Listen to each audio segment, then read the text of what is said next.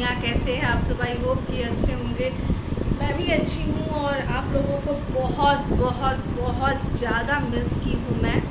आपको लगता होगा कि छवि नहीं मिस की, आपको यकीन करें छवि आप लोगों को बहुत बहुत ज़्यादा मिस की। बट मेरी कोशिश थी कि मैं पूरा टाइम अम्मा पापा के साथ स्पेंड करूं, इसलिए मैं ब्लॉग को नहीं कर रही थी। ठीक है, अब आपके मन में होगा कि छवि ब्लॉग शुरू की है और ये ड्रेस देख करके भी बहुत लोग गेस कर लिए होंगे कि लगता है अम्मा पापा नहीं हैं। यस, अम्मा पापा जो है वो 13 अक्टूबर को ही चले गए थे। 13 अक्टूबर को तो 2:30 बजे की उनकी 13 अक्टूबर को 5 बजे की उनकी फ़्लाइट थी, 4:45 की उनकी फ़्लाइट थी पटना की। तो वो लोग चले गए हैं पटना। अम्मा जो है एकदम ठीक थी, परफेक्ट थी, तभी अम्मा गई है। और पापा भी ठीक थे। अब आपके मन में होगा कि 13 तारीख के बाद आप ब्लॉग क्यों नहीं की छवि? आज तो 16 तारीख है, 16 अक्टूबर है। पता नहीं क्यों मुझे ब्लॉग करने की इच्छा ही नहीं होती है। पता नहीं क्यों अंदर से एक इच्छा होती है ना कि ब्लॉग करूं, तो वो मुझे इच्छा नहीं होती है। इसके कारण मैं ब्लॉग नहीं कर रही हूँ या ब्लॉग नहीं कर रही थी।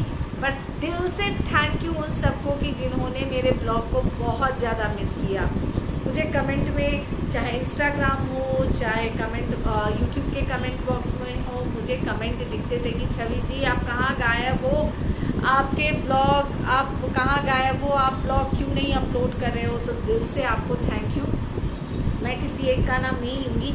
अगर मैं किसी एक का नाम लूँगी और बाई चांस अगर किसी दूसरे का नाम मुझसे रह गया तो फिर उन्हें बुरा लग जाता है कि भैया आपने मेरा नाम नहीं लिया, मैंने भी लिखा था। इसलिए आप सबको दिल से थैंक यू जिन्होंने भी मेरे ब्लॉग को मिस किया है। ठीक है, तो कमेंट बॉक्स में कमेंट कीजिए कि किसने किसने मेरे ब्लॉग को मिस किया।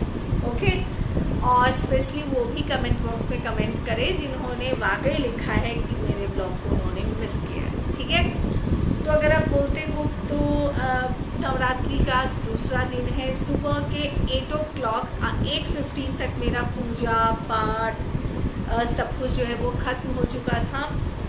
गुड्डू ऑफिस जा चुके हैं, गुड्डू को टिफ़िन में दी हूँ करेला का ड्राई सूखा जो है वो भाजी और पराठा जो है वो गुड्डू को टिफ़िन में दी हूँ। मुझे तो खाना ही नहीं है। 9 डेज़ तो मैं फल पे रहती हूँ, तो अभी तक तो कुछ भी नहीं खाई हूँ। सुबह के अभी 11 o'clock हो रहा है, अभी तक तो मैं कुछ भी नहीं खाई हूँ। अभी जो माता रानी को चढ़ाती हूँ वही मैं प्रसाद के रूप में ग्रहण करती हूँ।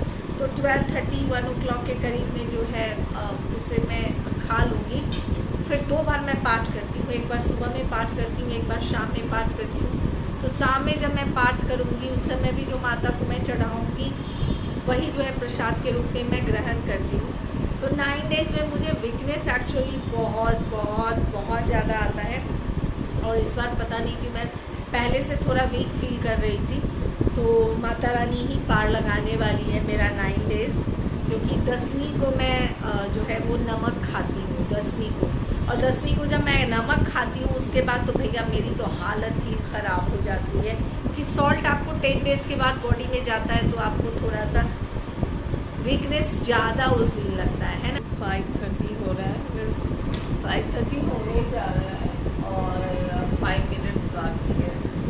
अब मैं जा रही हूँ शाम के पाठ की तैयारी करने के लिए। हाफ एन आवर सो गई थी, सर थोड़ा सा हल्का हल्का सा फास्टिंग में होता है ना, थोड़ा सा हेवीनेस लगता है सर में, तो थोड़ा सा वहाँ पे दीवान सोफ़ा सेट के ऊपर ही सो गई, सोफ़ा सेट के ऊपर सो गई थी। अब जा रही हूँ। सिर्फ आपको शाम का पाठ नहीं करना पड़ता है, आपको पूजा का पूरा स्थान पोछना होता है। तो 9 दिन पूजा रूम में मैं खुद से पोछा करती हूँ, जो अस्मिता है उनसे पोछा नहीं कराती। तो अभी जाऊँगी, पहले पूजा रूम का पूरा सफाई करूँगी, पूरा पोछा वगैरह करूँगी। उसके बाद फिर सार लेना है, फिर सार लेने के बाद फिर जो है वो पाठ करने बैठना है। तो नवरात्रि के टाइम में पूरा दिन भर में 2 बार जो है आपको सार लेना पड़ता है। सुबह तो लेते ही हैं, प्लस एक बार शाम के पाठ के समय भी। तो अभी वही जा रही हूँ सब करने के लिए।